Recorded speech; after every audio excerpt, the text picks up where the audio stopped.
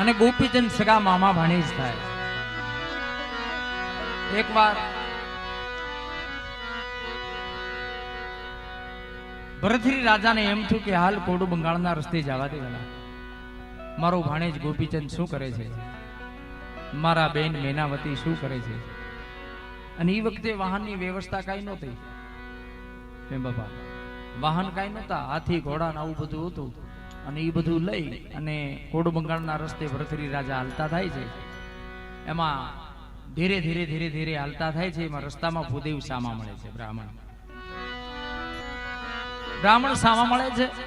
બ્રાહ્મણને ભરથરી રાજા પૂછે છે કે ભાઈ ભૂદેવ કે હા ક્યાંથી આવો છો?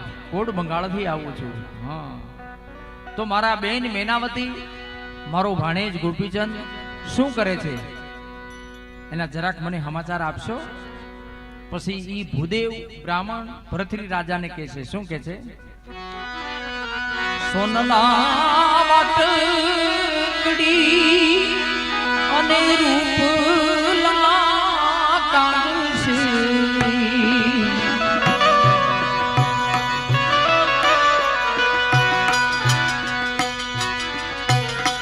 આજ બાબુ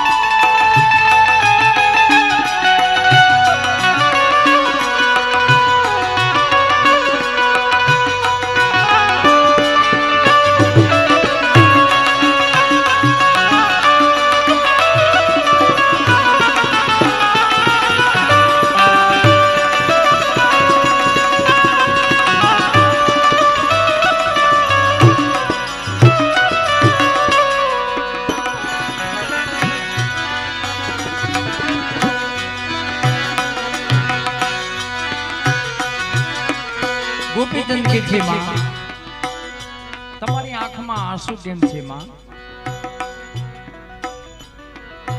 કહો તો માતાજી. મેનાવતી કે છે દીકરા આવી જ કાયા એક દિવસના સમય તારા બાપની હતી.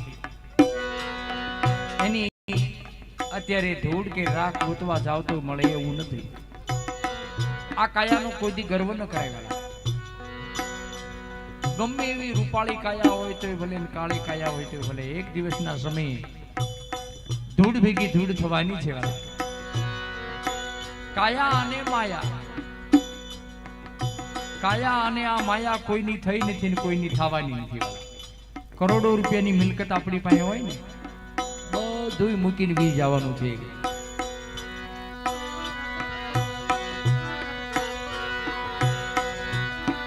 અરે વાલા આપણી પાસે તો કાંઈ નથી વાલા.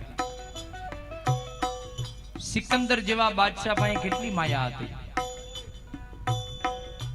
સિકંદર જેવા બાદશાહ પાસે